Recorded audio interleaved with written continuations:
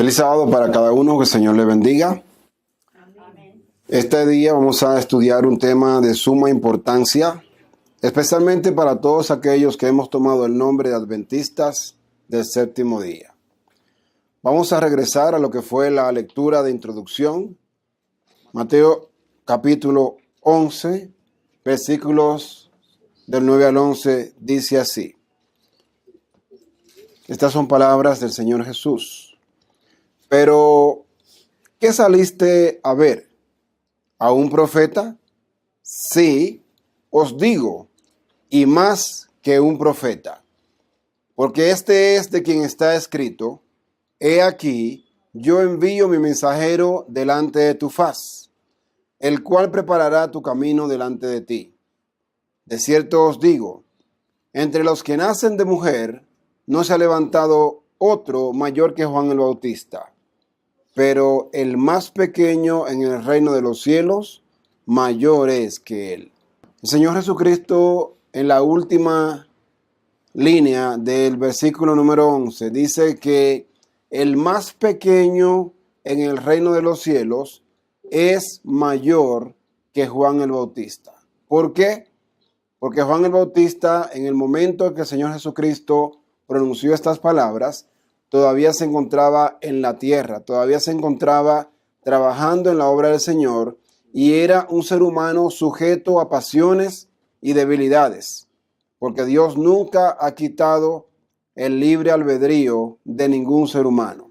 Es decir, que a pesar que Juan el Bautista era el mayor de los profetas, también tenía tendencias humanas débiles como cada uno de nosotros. El Señor Jesucristo dice que el más pequeño en el reino de los cielos era mayor a Juan el Bautista. ¿Por qué?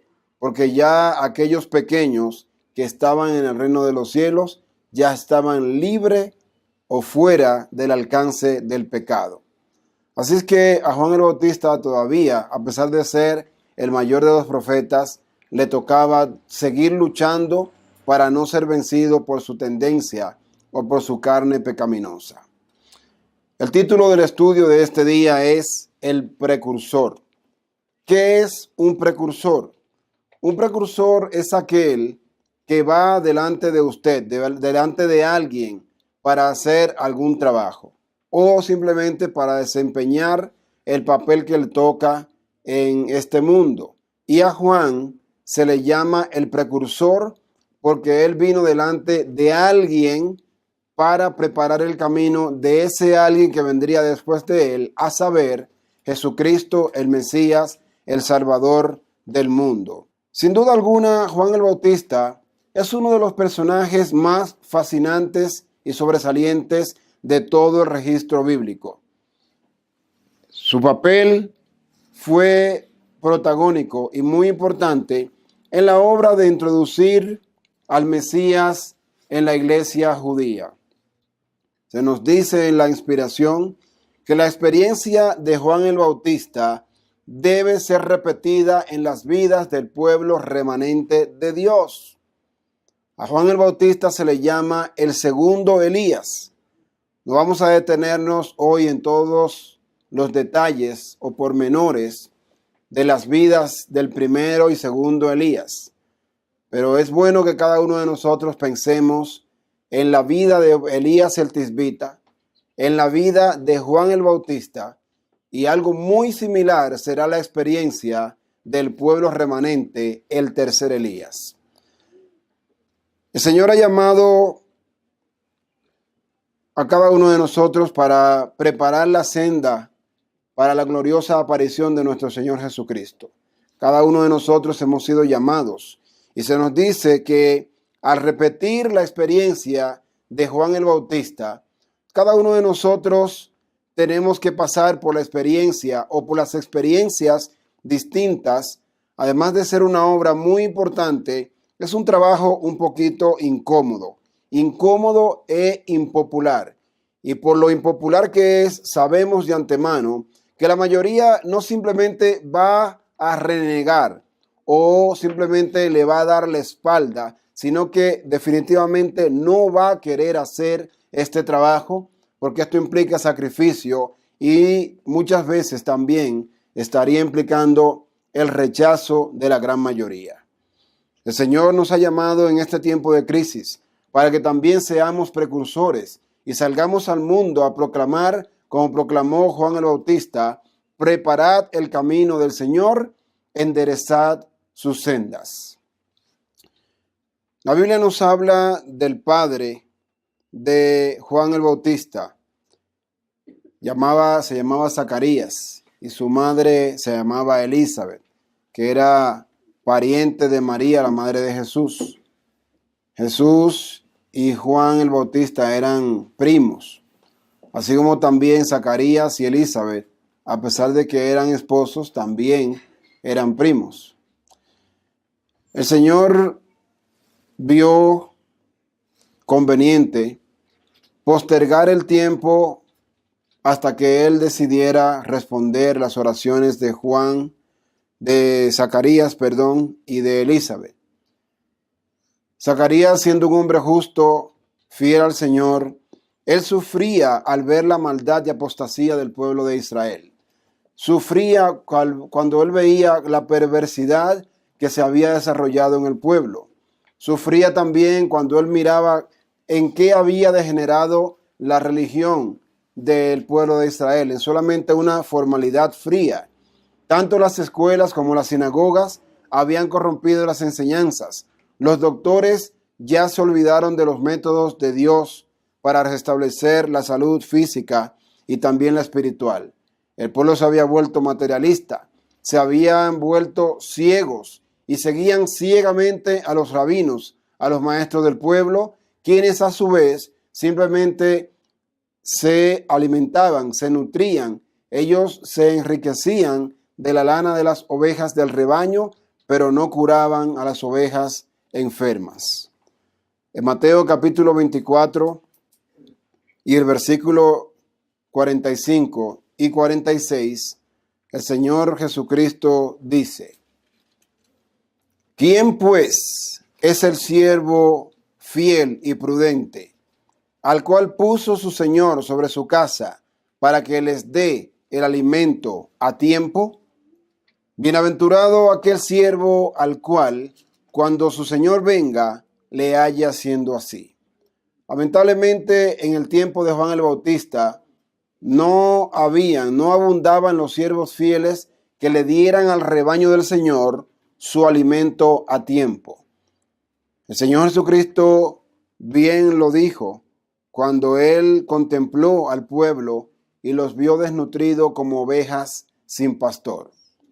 Lucas capítulo 1, versículo 5 en adelante dice así: hubo en los días de Herodes, rey de Judea, un sacerdote llamado Zacarías, de la clase de Abías. Su mujer era de las hijas de Aarón y se llamaba Elizabeth. Ambos eran justos delante de Dios y andaban irreprensibles en todos los mandamientos y ordenanzas del Señor. Pero no tenían hijo, porque Elizabeth era estéril y ambos eran ya de edad avanzada.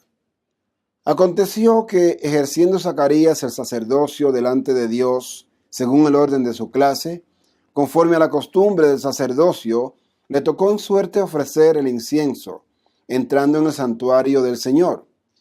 Y toda la multitud del pueblo estaba afuera orando a la hora del incienso. Esto es algo muy interesante que nos muestra la Biblia. Dice que Elizabeth y Zacarías, ambos eran justos, ambos obedecían todos los mandamientos y las ordenanzas del Señor. Pero Elizabeth era ¿qué? Estéril. Recuerdan ustedes que ya varias veces hemos mencionado que todas las mujeres estériles en la Biblia eran mujeres fieles al Señor, o por lo menos venían de una familia fiel, que representaban un peligro para Satanás, porque esa mujer podría traer la simiente que aplastaría la cabeza de la serpiente. Y Elizabeth no era una excepción, también era estéril, a pesar de que la Biblia la declara como una mujer justa delante de Dios. Y dice que mientras Zacarías, el sacerdote, estaba en el santuario ofreciendo el incienso. Dice que el pueblo estaba orando mientras el sacerdote estaba ejerciendo su trabajo. Qué bonito sería que el pueblo adventista del séptimo día hoy también estuviera constantemente orando mientras el pastor o el sacerdote judío estaba ofreciendo el incienso. Qué bonito fuera que nosotros como iglesia, en vez de estar involucrados en las cosas del mundo, buscando las cosas de este mundo, las cosas perecederas, estuviéramos buscando las eternas a través de la oración, como dice acá que estaba el pueblo de Israel en ese momento.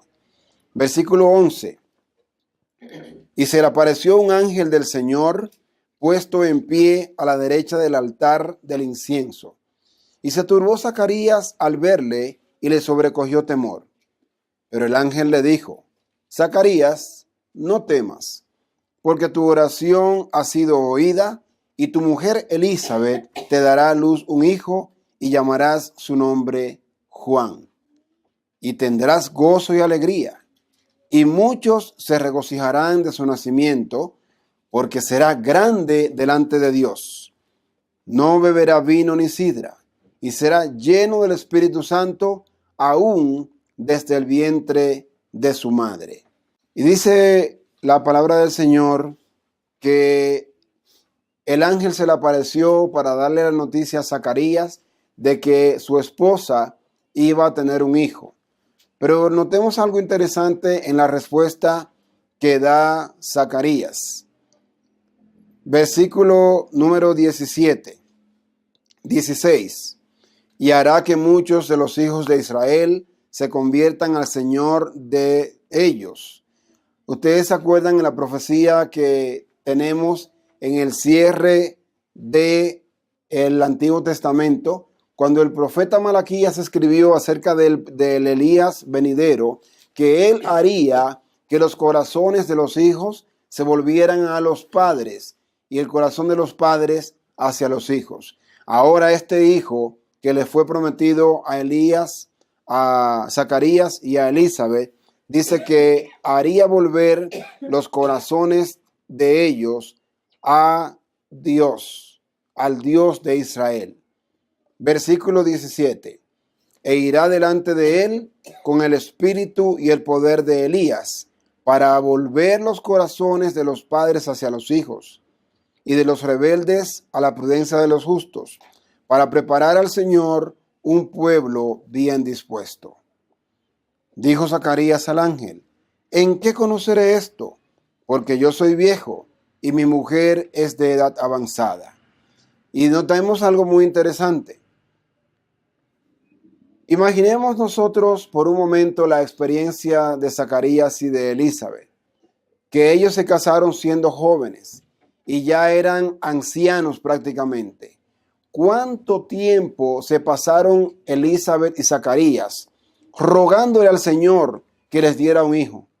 ¿Cuánto tiempo pasaron ellos? Años, quizás décadas, orándole al Señor para que el Señor les concediera un hijo, una prole, un descendiente que pudiera perpetuar el nombre de su raza, de su familia en Israel.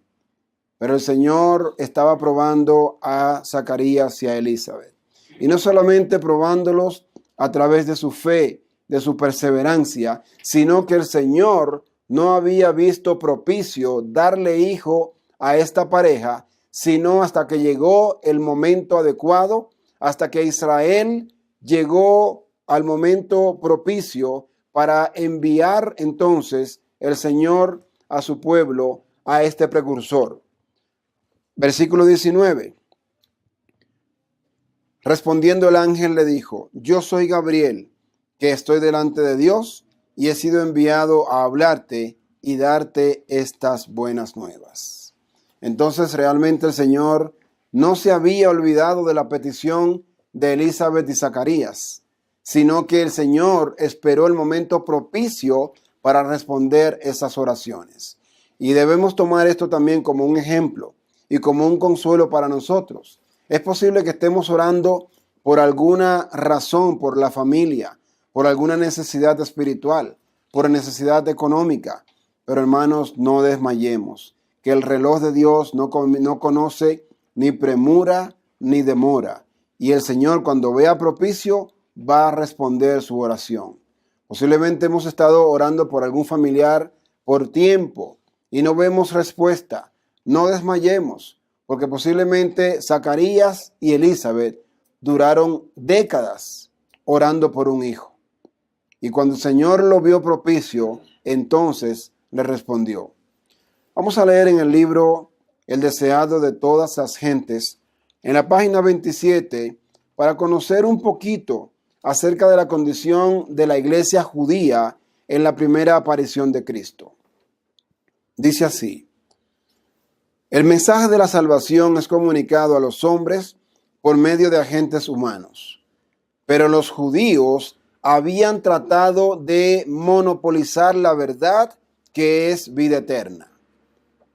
Habían atesorado el maná viviente que se había troncado en corrupción.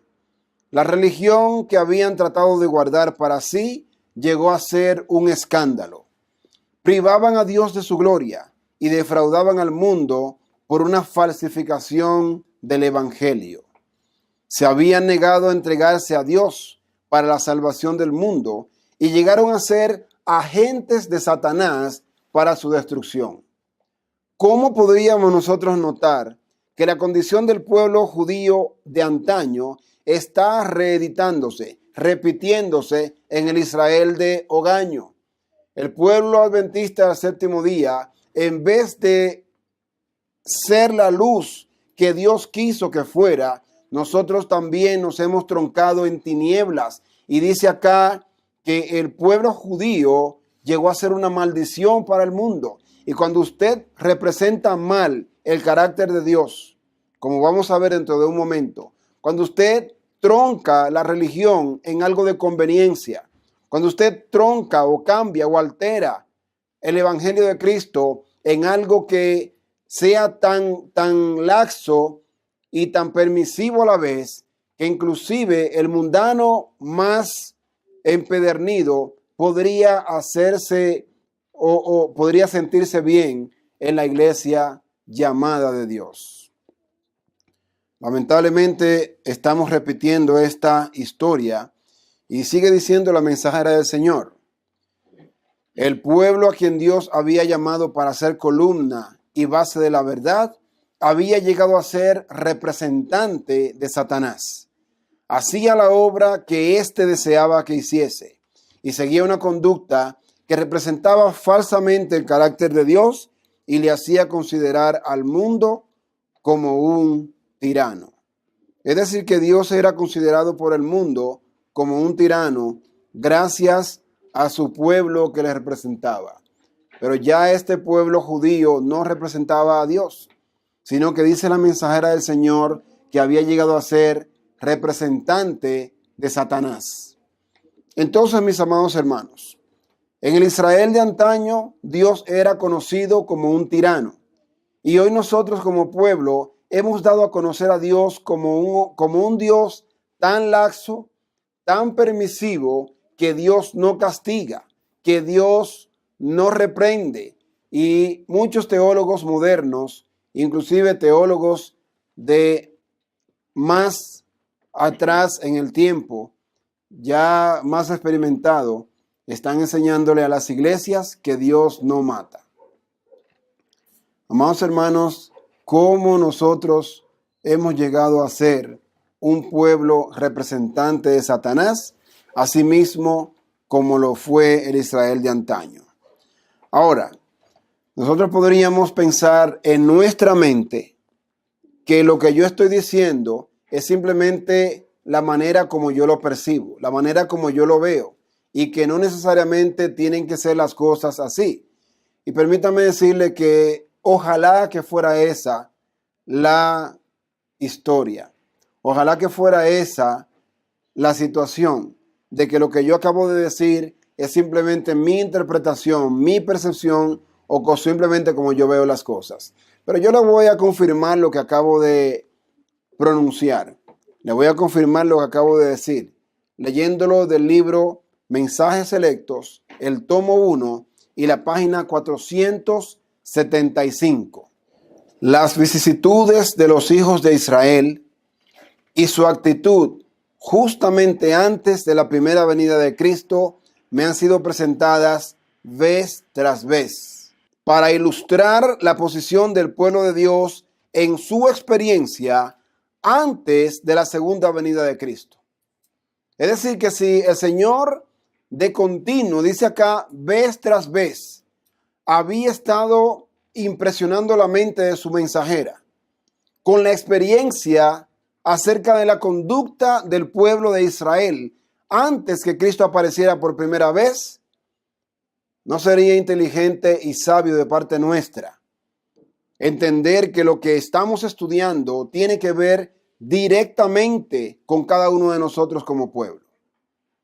Hermanos, ojalá que nosotros no seamos tan laodicenses, tan ciegos, que no queramos entender y aceptar que la experiencia del Israel de antaño se está repitiendo con nosotros como pueblo. Dice aquí la mensajera del Señor que lo que sucedió en Israel antes que Cristo apareciera por primera vez se repetirá también con el pueblo antes de la segunda venida de Cristo. Sigue diciendo, dice, cómo el enemigo se valía de cada oportunidad para dominar las mentes de los judíos y cómo hoy está procurando cegar las mentes de los siervos de Dios para que no puedan discernir la preciosa verdad. Y si vamos a hablar de los siervos de Dios, estamos hablando más que todo de los ministros de hoy, que realmente no solamente que no predican el mensaje de los tres ángeles, sino que le hacen una guerra enconada, una guerra diabólica contra los mensajeros y contra el mensaje de Dios. Entonces, hermanos, sería inteligente de parte nuestra que nos ubiquemos dentro de estas palabras. Es decir, en el Israel de antaño, Dios era visto como un Dios tirano, austero, duro, con la fusta o el látigo en la mano o la vara, listo para castigar al menor error cometido por una persona. Y hoy nosotros lo presentamos ante el mundo tan laxo, tan permisivo, tan bueno, tan paciente, que Dios nunca va a castigar al pecador. Representantes de Satanás, dice la sierva del Señor que llegó a ser Israel. Amados hermanos, y si la experiencia del Israel de antaño se repite con nosotros, entonces nosotros deberíamos tener extremo cuidado nosotros al ver con quién nos relacionamos cada semana en las congregaciones adventistas. Podría ser que el pastor o el anciano que está en el púlpito es un representante de Satanás, pero usted no se va a dar cuenta si usted no conoce las escrituras. Posiblemente los hermanos, los maestros de escuela sabática sean también representantes de Satanás y nosotros no nos demos cuenta porque estamos tan absueltos en nuestras actividades, estamos tan ocupados con nuestros asuntos que nosotros no tenemos tiempo para orar, no tenemos tiempo para estudiar la palabra de Dios. Y por ende, como resultado, el enemigo va a seguir sirviéndose a manos llenas porque nosotros no conocemos la voluntad de Dios en su palabra para cada uno de nosotros. En Lucas capítulo 1 y el versículo número 15, el ángel Gabriel da un mensaje de la reforma pro salud a los padres de Juan el Bautista. Dice, porque será grande delante de Dios, no beberá vino ni sidra, y será lleno del Espíritu Santo, aún desde el vientre de su madre. Es decir, que si Juan el Bautista, al igual que otros nazareos, sería lleno del Espíritu Santo desde el vientre de mamá, significa que la madre de Juan debía ser ella primero llena del Espíritu Santo para que Juan pudiera hacerlo. Es decir, hermanos, que el trabajo comienza desde el vientre de la madre para preparar a ese hijo, a esa hija, para que sea una una luz en el mundo y traiga gloria y honra al nombre de Dios. Y qué lamentable que hoy en día los padres, sobre todo, y honrando el tema que estamos presentando, sobre todo los padres y las madres adventistas del séptimo día, como dice la sierva del Señor, le entregan sus hijos a los pastores y sus cuerpos a los doctores. Hoy en día los padres no tienen tiempo para educar a sus hijos y así quieren que los sábados los hijos sean santos y que sean aplicados y reverentes en la iglesia. Pero lamentablemente así no funciona.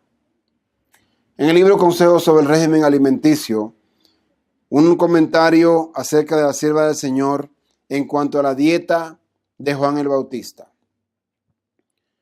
La página 83 y 84, Consejos sobre el régimen alimenticio, dice así: el ángel Gabriel, directamente del cielo, dio un discurso sobre la reforma pro salud al padre y a la madre de Juan. Dijo que no debía beber vino ni ninguna bebida fuerte y que debía ser lleno del Espíritu Santo desde su nacimiento. Entonces, recordemos que los nazareos no están supuestos a tomar ninguna bebida fuerte. Así sea una bebida azucarada, una bebida fermentada, ningún tipo de bebida fuerte debe beber ningún nazareo. Dice acá, Juan se separó de los amigos y de los lujos de la vida.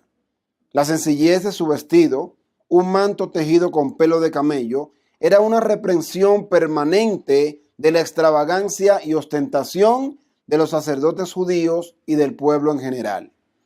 Su régimen alimenticio, puramente vegetal, de langostas y miel silvestre, era un reproche de la complacencia del apetito y la glotonería que prevalecía por doquiera.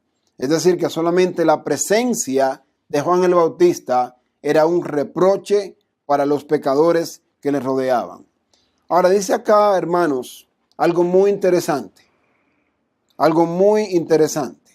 Dice que Juan el Bautista se separó de los amigos. ¿Cuántos de nosotros como padres adventistas estamos separando a los hijos de la mala influencia de los amigos?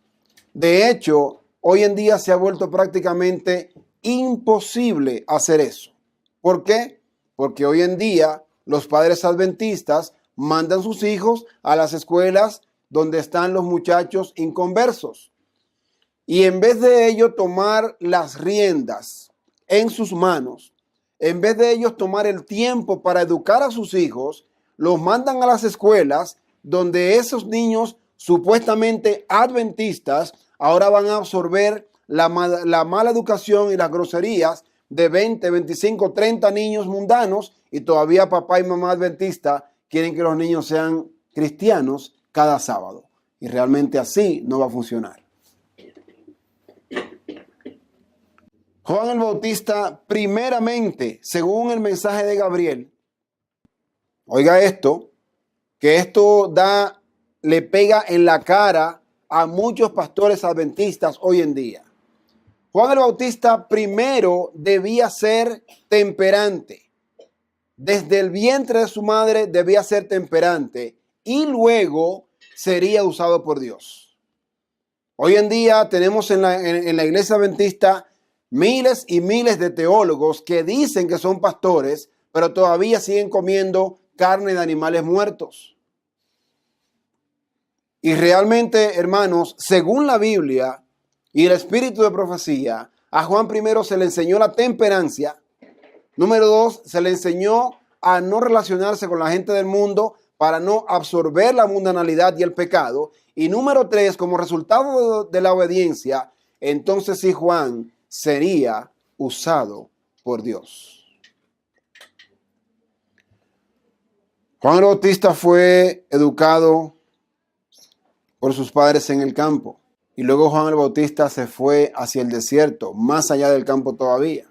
Ahora, hermanos, recordemos que ninguna persona intemperante podrá ser usada por Dios.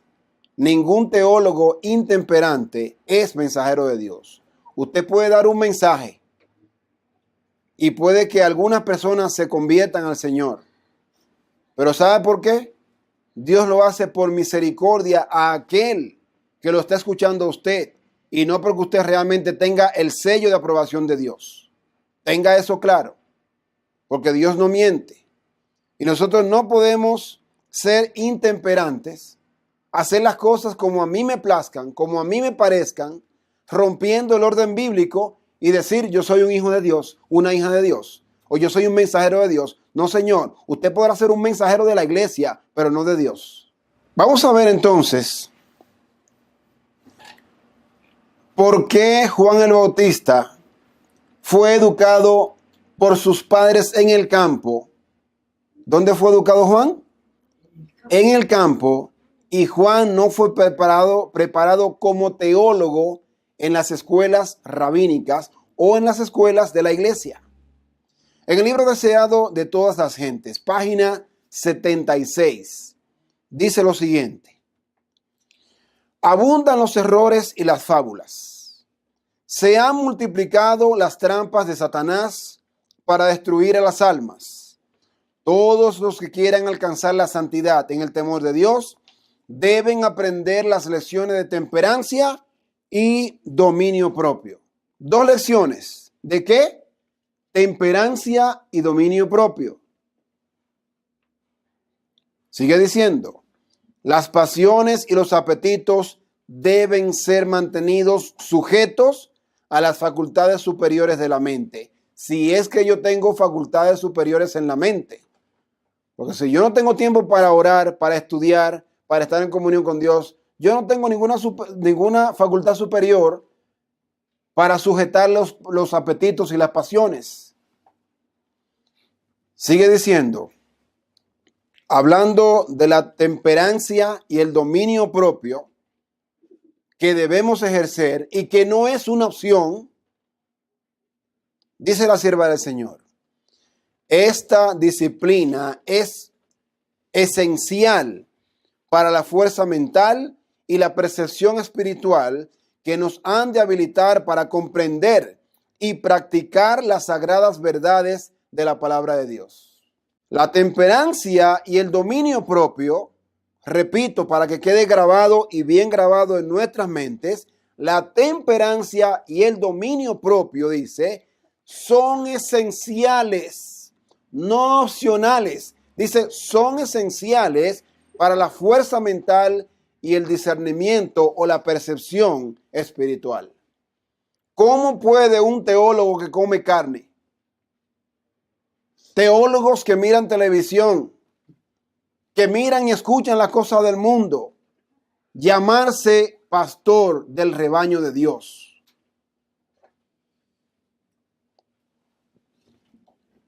Sigue diciendo la sierva del Señor: por esta razón, la temperancia ocupa un lugar en la obra de prepararnos para la segunda venida de Cristo. Y entiéndase, el intemperante no irá al cielo porque tiene una mente nublada, no tiene facultades superiores desarrolladas en su cerebro y por lo tanto no puede discernir. Y si no discierne, no puede obedecer, no puede practicar las verdades sagradas de la palabra de Dios. ¿Hacía esto Juan? A Zacarías y a Elizabeth se lo dijeron para que lo guardaran desde el vientre de su madre. Ahora, dijimos hace un momentico que íbamos a leer por qué a Juan no lo mandaron a las escuelas de la iglesia. Sigue diciendo la cita y leo textual y literalmente lo que está escrito acá. Dice así: en el orden natural de las cosas, el hijo de Zacarías habría sido educado para el sacerdocio.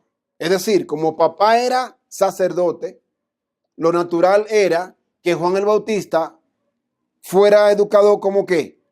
Como sacerdote también, en el orden natural de las cosas. Ahora dice acá: pero la educación de las escuelas rabínicas le habrían arruinado para su obra. ¿Por qué no mandó Dios a Juan el Bautista a la escuela de la iglesia?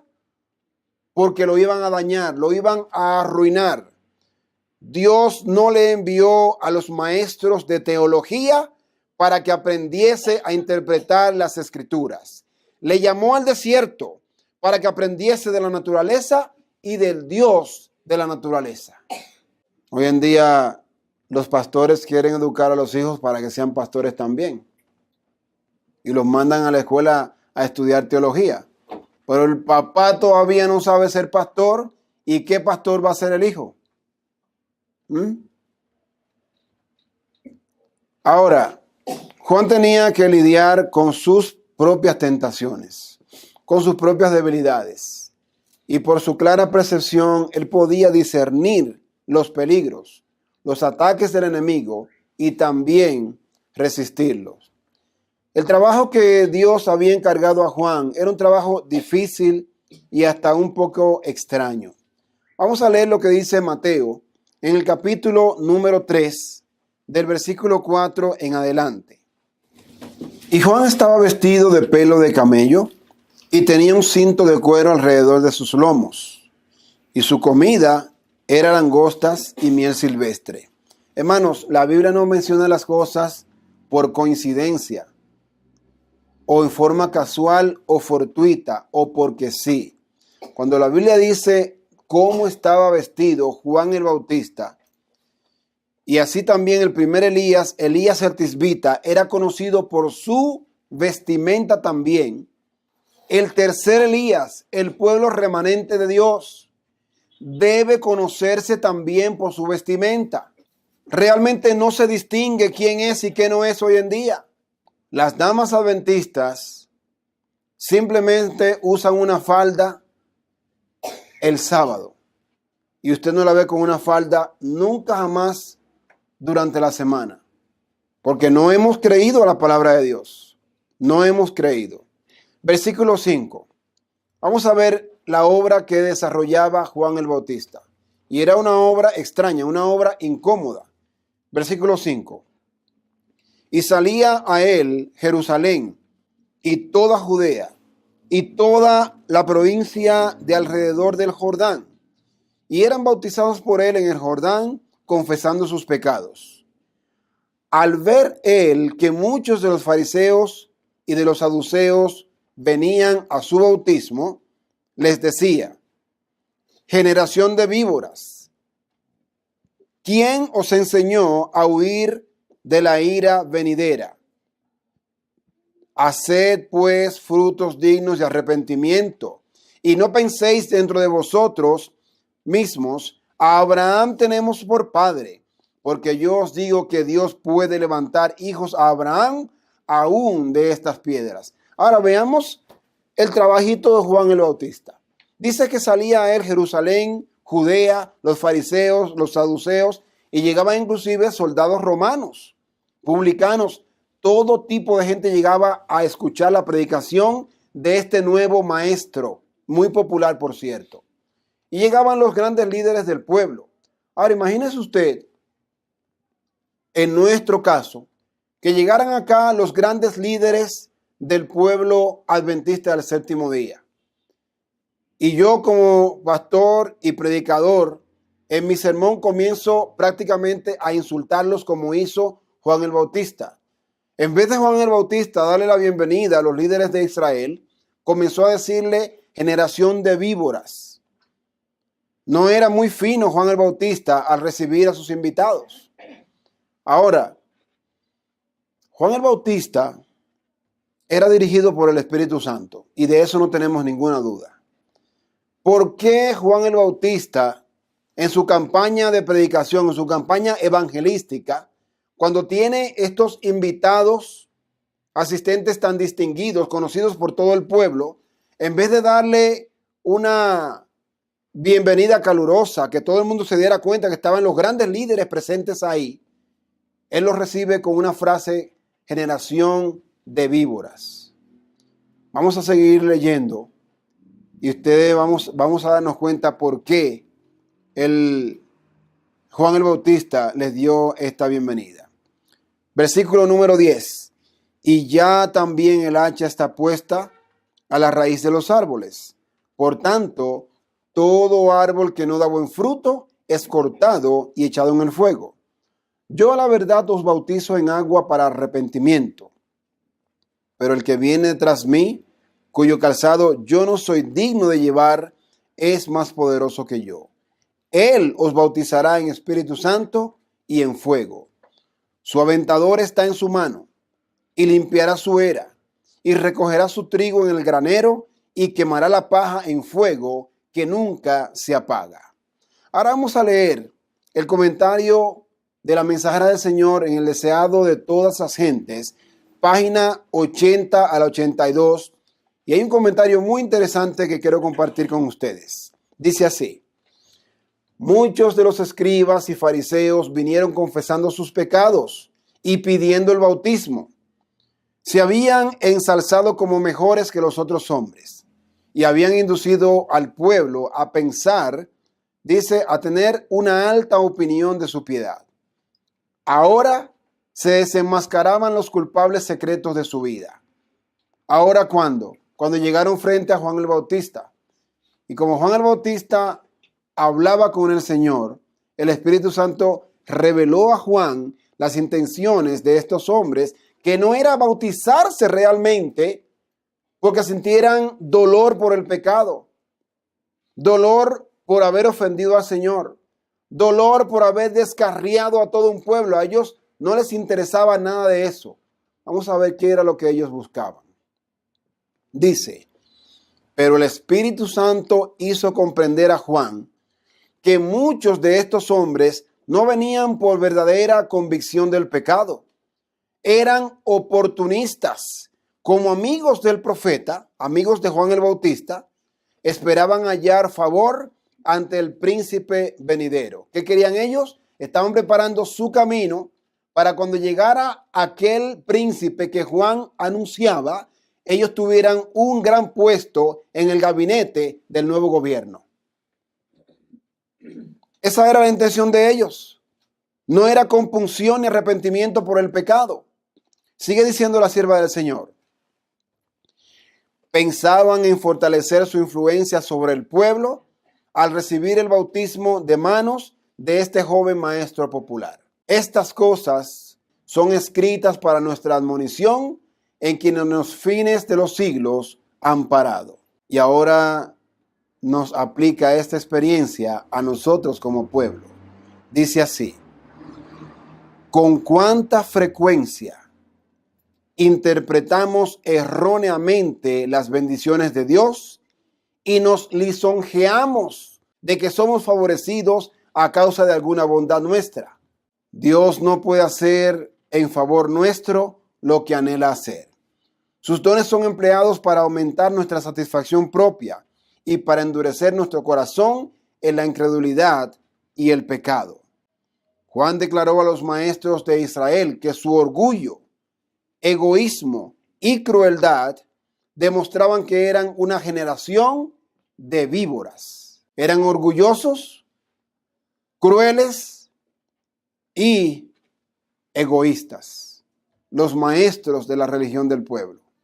Si el fruto no tiene valor, el nombre no puede salvar al árbol de la destrucción. ¿Qué tenemos que llevar nosotros? Frutos que realmente le den valor a ese árbol.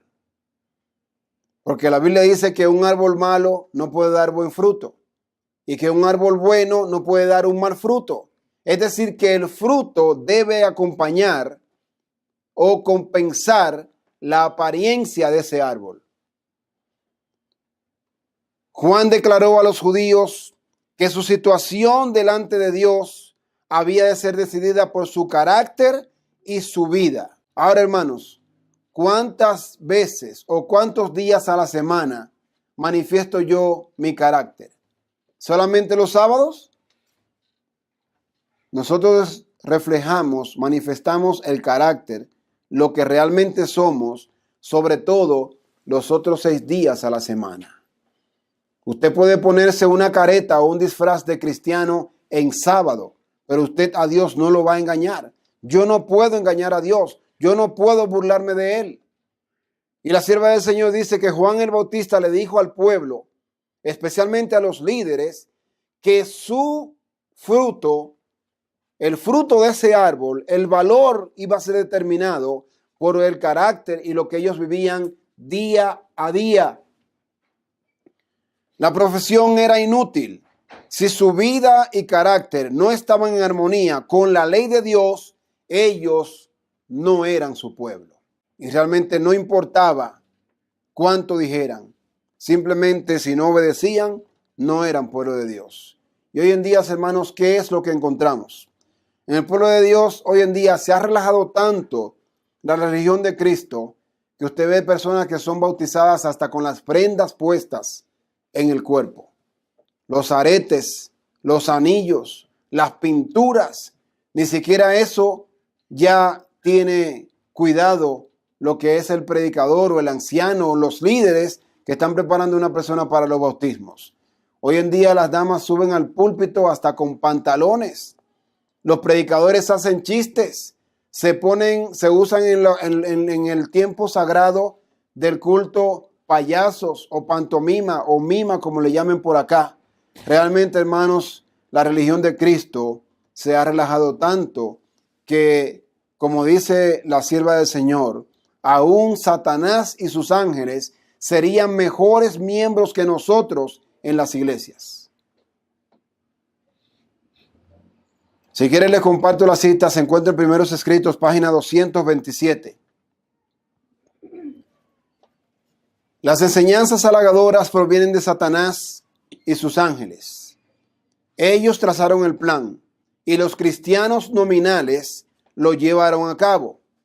Enseñaron fábulas agradables a la gente para que la gente creyera fácilmente y se agregaron a la iglesia pecadores hipócritas y descarados. ¿Por qué? Porque hoy en día ni siquiera la Biblia se usa para preparar a una persona para el santo bautismo. Dice que por culpa de los líderes infieles se han añadido a la iglesia pecadores hipócritas y descarados. Y de eso están llenas las congregaciones adventistas hoy en día. Si la verdad hubiese sido predicada en su pureza, pronto habría eliminado a esa clase de la iglesia. Pero hoy en día se teme más ofender a la gente que ofender a Dios. Como dice un famoso evangelista, si el evangelio de Cristo ofende a la gente, que la ofenda. Y si se quieren ir de la iglesia, que se vayan. Porque ellas han estado ofendiendo a Dios toda la vida. Y nosotros que tenemos tanto cuidado de no ofender a la gente, que estamos pisoteando la ley de Dios y ofendiendo a Dios, pero llenando los templos de gente. Y dice aquí la sierva del Señor, con hipócritas y con descarados, estamos llenando los templos. Sigue diciendo, los ministros ajustan sus sermones al gusto de los cristianos mundanos. ¿Y era eso lo que hacía Juan el Bautista? Le dijo en su cara, generación de víboras, ¿quién os enseñó a huir de la ira que vendrá? Y hoy en día los ministros ajustan los sermones porque no quieren ofender a la gente. Porque se van. Dice, no se atreven a predicar a Jesús. Oh, y no es a Jesús y el amor de Jesús que predican hoy en día. Pero si usted separa las verdades solemnes del pueblo que Dios nos ha dado, las separa de Cristo, usted no está predicando a un verdadero Cristo. Usted está presentando, será un Cristo de la nueva era, pero no el Cristo de la Biblia.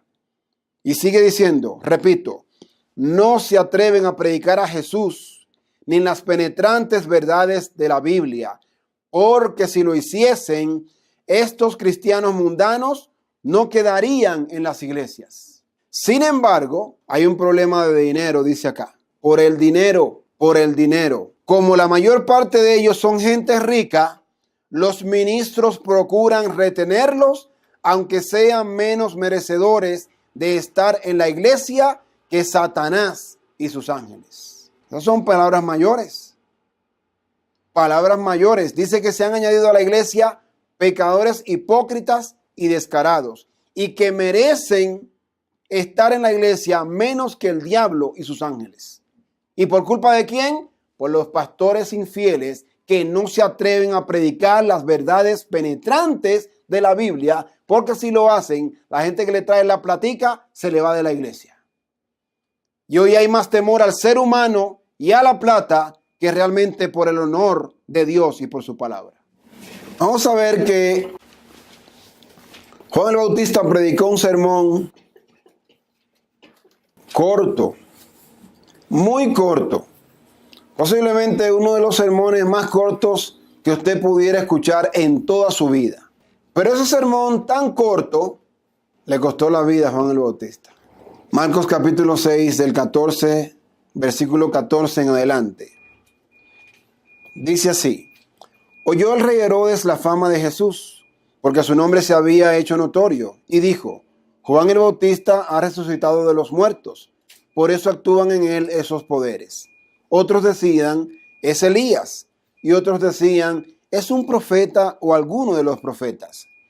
Al oír esto, Herodes dijo: este es Juan, el que yo decapité, que ha resucitado de los muertos. Porque el mismo Herodes había enviado y prendido a Juan, y le había encadenado en la cárcel por causa de Herodías, mujer de Felipe su hermano. Es decir, que Herodes había tomado a su cuñada por mujer.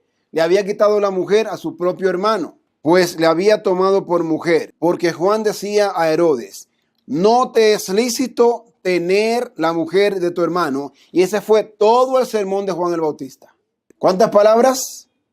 1, 2, 3, 4, 5, 6, 7, 8, 9 y 10. Un sermón de 10 palabras le costó la cabeza a Juan el Bautista. No te es lícito tener la mujer de tu hermano.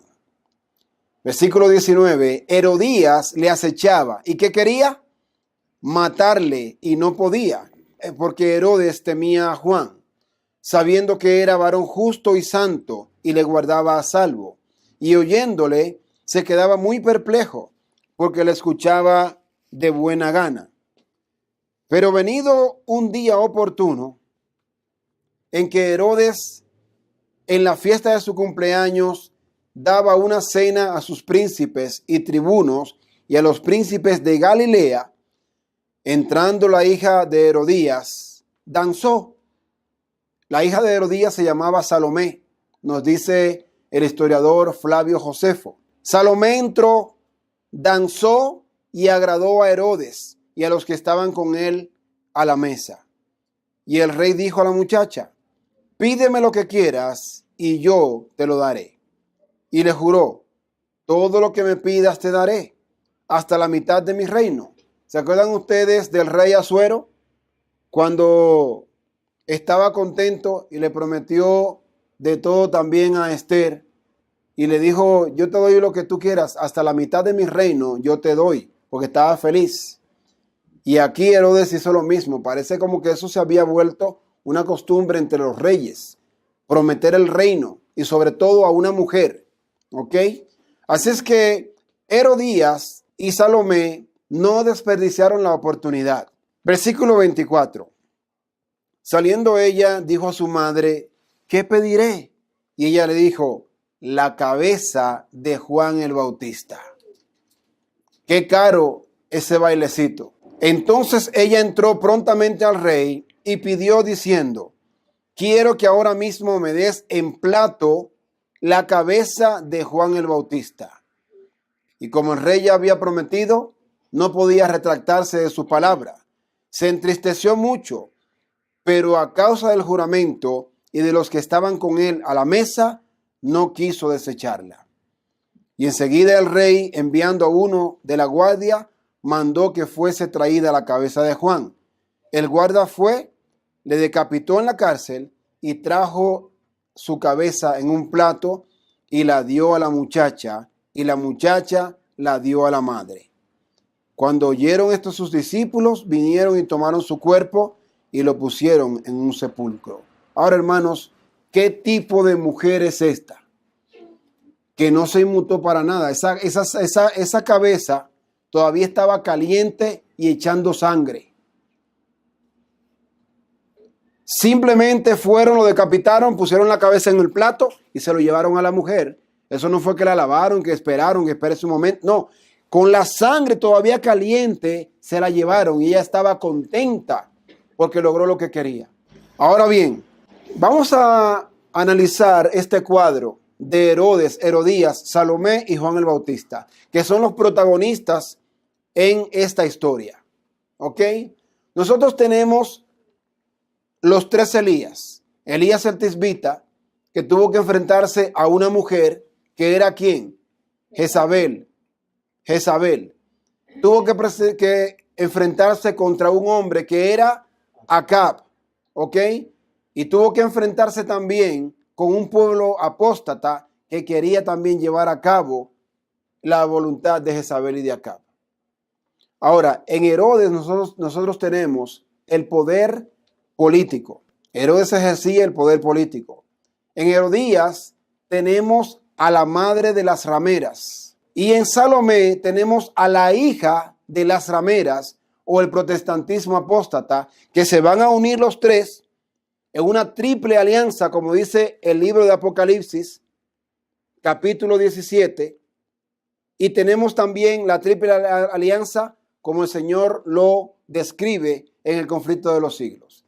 Es decir, hermanos, que por todas las partes que miremos la experiencia de Elías el Tisbita y el segundo Elías, Juan el Bautista, el pueblo remanente de Dios, el tercer Elías tendrá que hacer frente a los mismos poderes que se van a coligar para hacer guerra contra la ley de Dios y contra su pueblo remanente. Hermanos, ¿qué es lo que se le predica a los hermanos cada sábado en las congregaciones adventistas? Los hermanos salen peores que como entraron a las 11 de la mañana, porque muchos llegan a las 11. Ni siquiera tienen tiempo para llegar a las 9 de la mañana al servicio de canto. Llegan a las 10 de la mañana, 11 de la mañana y llegan simplemente a recibir la misa de 11 porque ni siquiera hay un mensaje que sostenga espiritualmente al pueblo.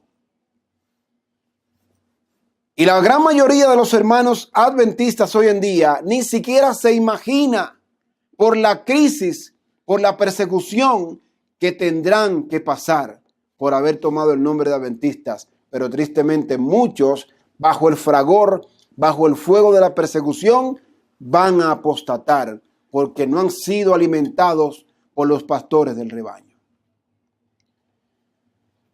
Juan el Bautista representaría entonces a los mártires del Señor Jesús, que están descritos en Apocalipsis capítulo 6. Y Juan fue un mártir de los tres poderes que se coligaron para acabar con él. Amados hermanos, el primer Elías fue perseguido y odiado por su propio pueblo. Tuvo que meterse en una cueva porque tuvo que salir huyendo. El segundo Elías quedó solo en un calabozo y en ese calabozo le cortaron la cabeza y tampoco tenía nadie alrededor suyo. El tercer Elías, ¿qué va a hacer entonces? ¿Vamos a seguir comiendo carne? ¿Vamos a seguir viendo televisión? ¿Vamos a seguir oyendo música? ¿Vamos a seguir haciendo comelonas en la iglesia? ¿Vamos a seguir escuchando rock en la iglesia, viendo payasos, escuchando al pastor haciendo chistes, contando su experiencia personal? ¿Y así vamos a enfrentar la crisis? Oh, hermanos, qué engaño tan peligroso. Realmente me resulta muy difícil poder pensar en mi mente y poder encontrar algún otro engaño más peligroso que este realmente. Los hermanos, según le dice la mensajera del Señor, van a encontrarse con una amarga experiencia y una sorpresa abrumadora. Cerramos con una cita que nos regala la mensajera del Señor, Ministerio Pastoral 240, y también viene la cita en Testimonios para la Iglesia, el tomo 1 y la página 321. Prestemos mucha atención a la última cita. Y tome usted estas palabras, tome usted esta cita y úsela como una regla para medir a los teólogos que usted conozca hoy en día, para ver cuántos teólogos hoy en día califican como mensajeros de Dios, como calificó Juan el Bautista. Dice así: Dios no reconocerá como sus pastores a aquellos que hablan cosas lisonjeras. los que predican sermoncitos suaves, halagüeños para no ofender a la gente, dice que Dios no los va a reconocer como sus pastores. Ahora, si no son pastores de Dios, ¿para quién trabajan? No lo digo yo, sigo leyendo. En este tiempo terrible, justo antes que Cristo venga por segunda vez, los fieles predicadores de Dios, oiga bien, ¿quiénes? Los fieles predicadores de Dios tendrán que dar un testimonio aún más firme que el de Juan el Bautista. Hermanos, un testimonio más firme que el de Juan el Bautista. Llamarle a los pastores de la iglesia adventista, generación de víbora, ¿quién os enseñó a huir de la ira que vendrá? Decirle a los poderes políticos que no le es conveniente unirse con la ramera, con la madre de las rameras y las abominaciones de toda la tierra.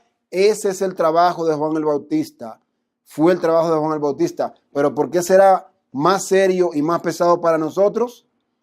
Porque ahora no va a ser un hombre y una mujer literal, sino los poderes de toda la tierra coligados, unidos contra el pueblo de Dios. Y termina la cita diciendo: una obra responsable e importante está ante ellos. ¿Ante quiénes? Ante los predicadores fieles de Dios. Y aquellos que hablen cosas lisonjeras no serán reconocidos por Dios como pastores suyos. Una terrible maldición cae sobre ellos. Oh, hermanos, todavía estamos a tiempo. No sigamos engañando al pueblo con sermones halagüeños. No sigamos engañando a los hermanos, diciéndoles que no estudien o que no prediquen del espíritu de profecía. No hay un solo pastor adventista del séptimo día que rechace o minimice o denigre el espíritu de profecía, que Dios pueda tenerlo como un pastor suyo. Usted puede ser licenciado en teología, pero no un pastor de Dios. Usted puede predicarle a su congregación cada sábado, pero eso no lo hace usted un pastor adventista del séptimo día. Y nosotros como miembros también tenemos una responsabilidad, porque si nosotros seguimos absortos en las ocupaciones del mundo y no tenemos conocimiento de la palabra de Dios, seguiremos siendo engañados por los falsos pastores y nosotros vamos a compartir la misma suerte, el mismo destino que ellos. Caeremos en el mismo hoyo y perdidos por la eternidad. Oh pueblo de Dios, cambiemos nuestra actitud. Echemos mano de nuestra salvación. Tomemos tiempo para la oración, para el estudio y para el trabajo misionero. Pronto cerrará la puerta y ya el Señor Jesucristo no seguirá llamando a nadie. El Señor Jesucristo ha cambiado su mensaje de hablarle a una institución religiosa, ahora le habla al individuo que quiere escucharlo. El Señor Jesucristo dice: he aquí, yo estoy a la puerta y llamo. Y la Biblia no dice si la iglesia me oye. No, la Biblia dice si un individuo quiere escucharme y abrir la puerta, entraré a él y cenaré con él y él conmigo. Ojalá que nosotros tomemos la decisión de abrir la puerta de nuestro corazón y dejar que Cristo entre para que nos prepare para la gran crisis que se aproxima sobre el pueblo de Dios. Oh Israel, y habiéndote dicho esto, solamente me queda decirte: prepárate para el encuentro con tu Dios. Que el Señor Jesús les bendiga. Amén. Amén.